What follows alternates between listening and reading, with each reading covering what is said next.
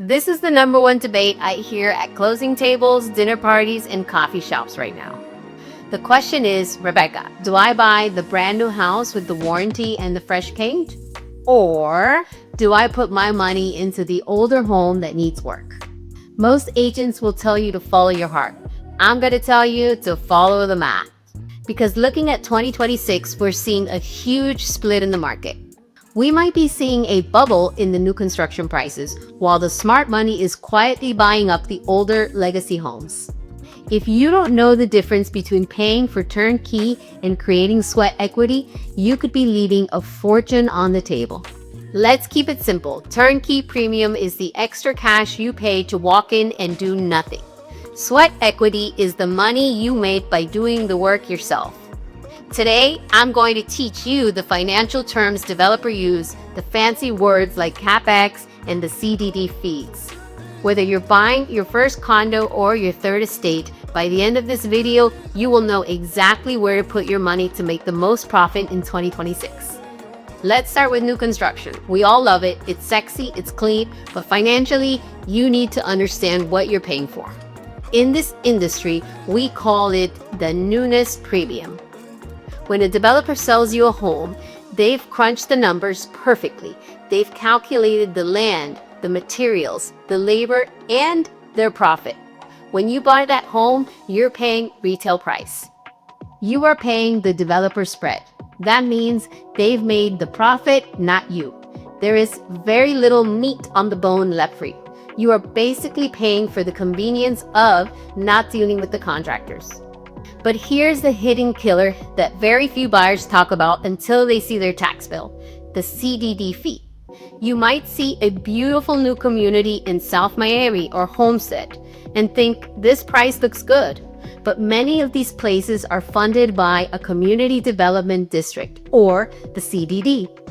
Here is the simple version. A CDD is a special fee on your tax bill. It's not based on your home's value like regular taxes. It is a specific charge to pay for the roads, the sewers, and the nice entrance gates. It's a debt attached to the land, and when you buy the house, you inherit that debt. Why does this matter? Because part of that fee pays off the loan for the roads, but the other part is for the maintenance, and that part never goes away. It's like a second HOA fee that hurts your bottom line. If you're an investor, this eats into your monthly profit. If you're looking to buy a new build, you have to ask me to look at the bond schedule. If we don't look at that, you aren't seeing the true cost of the house. Does this mean new construction is bad? No. It means it's a lifestyle choice, not a deal. You're paying extra for low maintenance and energy bills. You are busy and hate the idea of renovations. That price may be worth it, but do not confuse peace of mind with high return on investment. It's also really important that you note that these are for new construction communities. It's not if you're just buying a home that's just being built in an already established community. Please take that into consideration. Now let's look at where the savvy investors, the ones that really know or want to grow their net worth. Let's see where they're looking. They are looking at resale. They are looking for the old bones. Here's the rule of real estate. The building goes down in value as it gets older. But the land goes up in value. In neighborhoods like the Grove, Pinecrest, or High Pines, they aren't thinking any more land. When you buy an older home, you often get a bigger lot in a better location than you could ever get with any new build home today. This is what we call buying below replacement cost. Basically, you are getting the land for a steal. This brings us to a term I love, CapEx, or capital expenditures. I know it sounds boring, but stay with me. Many buyers walk into an older home, they see a 1990s kitchen and say, I don't want to spend $1 million on fixing this. I want you to flip that mindset. I want you to look at a renovation budget not as a cost, but as an investment. Let's do the math. If you buy an older home for $1.5 million and you put $200,000 into it, new windows, a modern kitchen, new floors, you aren't just spending that money, you are forcing the value up. In Miami, that $200,000 of work can often add $300,000 or more to the value of the home. We call this renovation premium. You are artificially increasing the value of the house rather than waiting for the market to do it for you. When you buy new construction, you pay the developer that premium. When you buy resale and do the work yourself, you pay yourself that premium. You are keeping the equity that the developer would have taken. Okay, let's take a breath. I know I just threw a lot of acronyms at you: CapEx, CVCs, O&M. Honestly, sometimes I listen to myself and I think, Rebecca, we're selling houses. We're not teaching people finance class. But here is why I care so much about this. I didn't just read this in a book. I lived it.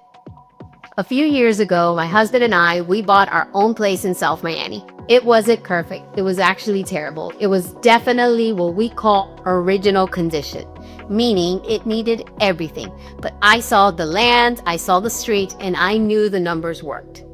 Now, my husband, he thought I was crazy, but I told him to trust me.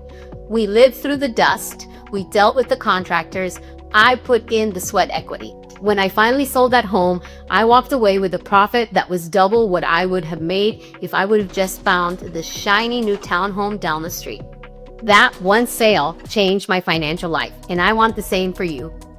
Now, I know what some of you are thinking. Rebecca, I'm not a developer. I'm not a millionaire flipper. I just want a home for my family. And that is exactly why this matters more for you. We aren't just talking about massive estates here. This applies to you if you're just looking for your first home in that $800 to $1.2 million range. In 2026, the middle of the market is going to be competitive. If you limit yourself only to turnkey new homes, you are competing with everyone else who wants easy. You will overpay.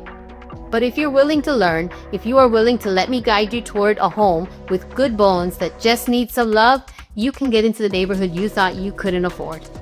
My job as your friend and your advisor is to protect you from the money pit. The house with the bad pipes, the bad roof. I'm here to guide you toward the diamond in the rough. That's the house that just needs a facelift to shine. Woof! Okay, that was a lot. If you're feeling a little overwhelmed, that is completely normal. Even seasoned investors get a headache looking at all of these bond schedules. But let's keep it simple. Where do we put our money in 2026?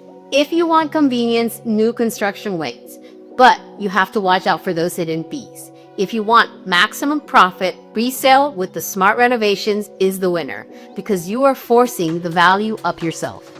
You don't have to guess the exact numbers. This is the exact analysis I do with my private clients. Side by side, new versus resale. We plug in your price range, we estimate the renovation costs, and we look at what your profit could look like over 5 years. It takes an emotional decision and grounds it in math. If you'd like the breakdown for your situation, request a new versus resale strategy consultation in the description. We'll run the numbers together so you can see it in black and white. You can see how each option plays out just for you. Let's stop guessing with your financial structure. Let's start acting like the smart money.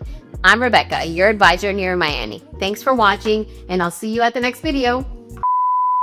3, 2, 1. ¿Listos? Do I go?